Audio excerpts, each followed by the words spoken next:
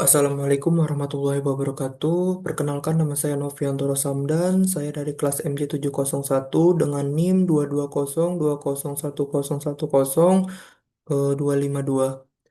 Eh, pada kesem eh, pada kesempatan kali ini saya akan mempresentasikan terkait dengan tugas pada mata kuliah Etika Bisnis. Eh, pemaparan hasil tugas saya itu eh, menjelaskan tentang kasus minyak kita, yaitu pelanggaran etika dan hak konsumen. Analisis keilmuan etika bisnis, analisis keilmuan etika bisnis atau praktik curang PT Nafita Nabati Indonesia atau NNI di dalam distribusi minyak goreng bersubsidi. Nah, langsung saja. Fakta-fakta pelanggarannya, yang pertama, isi yang tertera 750 mili, tapi nyatanya dalam kemasan berlabel 1 liter. Berlabel 1 liter. Yang kedua, 25% selisih takaran yang dicuri dari konsumen. Yang ketiga, PT NNI sebelumnya terlibat penimbunan minyak kita. Yang keempat, yaitu 5 jenis pelanggaran administratif yang ditemukan YLKI. Dasar hukum yang dilanggar yaitu Undang-Undang Perlindungan Konsumen Nomor 8 Tahun 1999 Pasal 8 Ayat 1C melarang pelaku usaha memproduksi atau memperdagangkan barang yang tidak sesuai ukuran, takaran, timbangan, dan jumlah yang sebenarnya. 5 prinsip etika bisnis yang dilanggar. Dari sudut pandang keilmuan etika bisnis, PTN ini melanggar berbagai prinsip fundamental. Yang pertama, prinsip kejujuran. Menuliskan 1 liter pada kemasan sementara isi sebetulnya hanya 750 mili adalah tindakan penipuan yang sistematik terhadap konsumen. Ini bertentangan dengan prinsip transparansi dan pengungkapan penuh dalam etika bisnis. Yang kedua adalah prinsip keadilan. Konsumen membayar biaya penuh untuk produk yang tidak sesuai dengan yang diterima. Ini adalah bentuk eksploitasi yang melawan prinsip keadilan distributif. Setiap pihak seharusnya menerima apa yang seharusnya mereka dapatkan. Yang ketiga yaitu prinsip tanggung jawab. Sebagai produsen barang pokok yang mendapatkan subsidi dari pemerintah, PT NNI memiliki tanggung jawab sosial yang lebih besar. Mengabaikan hal ini merupakan pelanggaran terhadap tanggung jawab sosial perusahaan dan etika korporasi. Yang keempat yaitu prinsip kepatuhan regulasi SPPT SNI yang sudah kadaluarsa, tidak ada izinnya BPOM, pemalsuan surat rekomendasi, dan penggunaan minyak yang tidak DMO. Semuanya menunjukkan pengabaian total terhadap kepatuhan hukum. Yang kelima yaitu prinsip etika pemasaran. Label pada kemasan seharusnya menjadi kontrak moral dengan konsumen. Menipu konsumen melalui label yang menyesatkan adalah praktik pemasaran yang tidak etis. Selanjutnya adalah analisis 4 kerangka etika bisnis. Kasus ini ditelaah dari keempat pendekatan teori utama dalam keilmuan etika bisnis.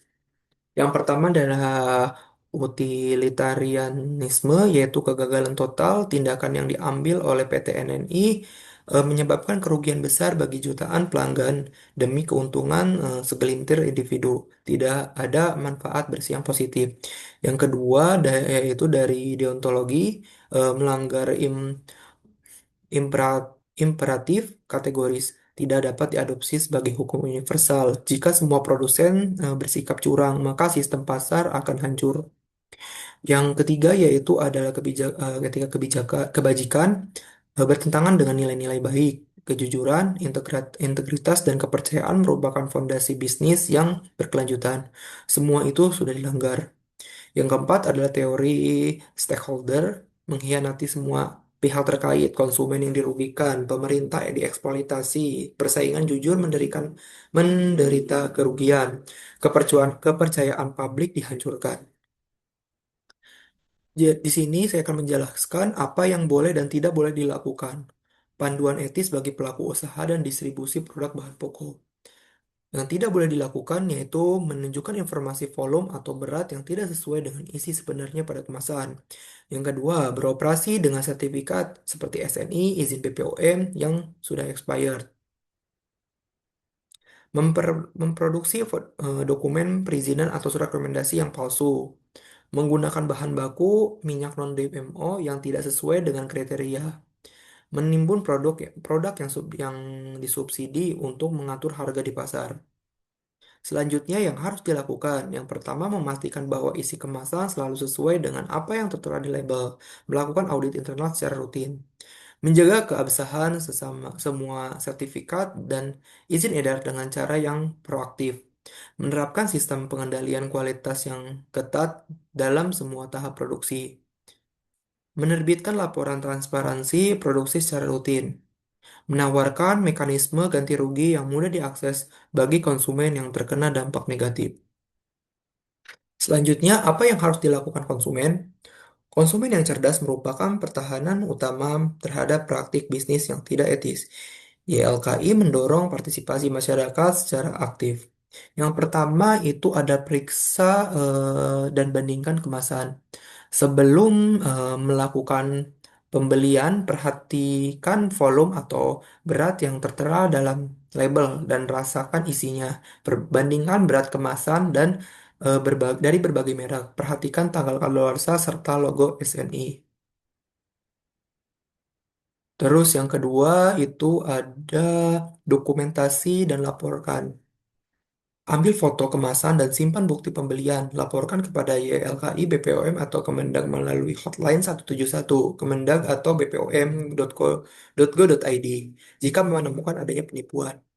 Yang ketiga yaitu tuntut hak ganti rugi. Menurut Undang-Undang Perlindungan Konsumen, konsumen berhak untuk mengajukan kompensasi dari produsen. Hubungi YLKI untuk informasi mengenai cara mengajukan klaim secara kolektif. Yang keempat adalah boykot produk curang dan sebarkan informasi. Daya tawar pasar konsumen sangat berpengaruh. Alihkan pilihan Anda ke produk yang memang terpercaya. Sebarkan informasi lewat media sosial untuk menciptakan tekanan sosial terhadap pelaku yang tidak jujur. Yang kelima yaitu bergabung dengan gerakan konsumen kolektif. Bergabunglah dengan YLKI atau komunitas konsumen. Advokasi secara kolektif yang lebih efektif daripada keluhan individu dalam mendorong terjadi perubahan yang lebih besar.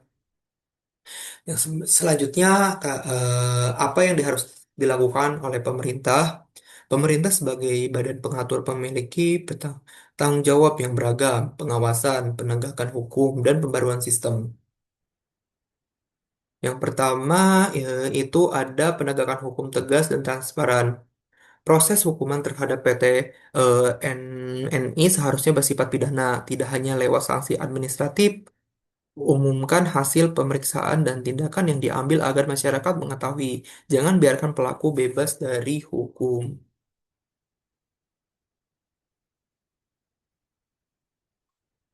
Selanjutnya itu ada sistem pengawasan real time.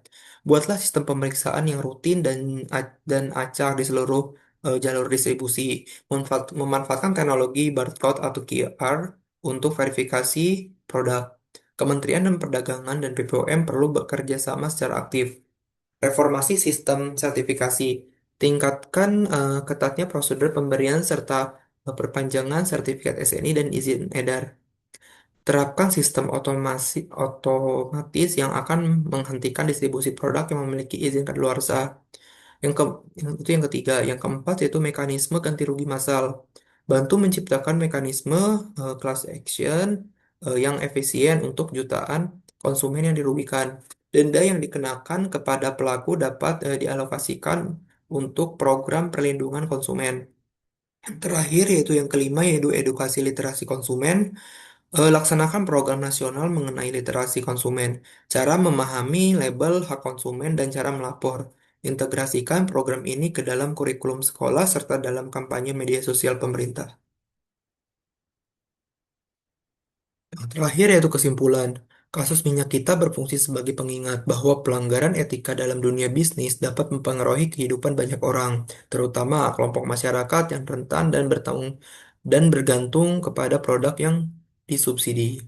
Untuk produsen, terapkan integritas dan kepatuhan sebagai dasar dari kegiatan bisnis, bukan sebagai suatu hal yang memberatkan. Untuk konsumen, konsumen yang cerdas dan proaktif merupakan pengawasan paling ampuh dalam pasar. Dan untuk pemerintah, yaitu peraturan tanpa implementasi hanyalah kalimat tanpa arti. Hukum seharusnya dijalankan secara nyata. Sekian presentasi dari saya. Wassalamualaikum warahmatullahi wabarakatuh.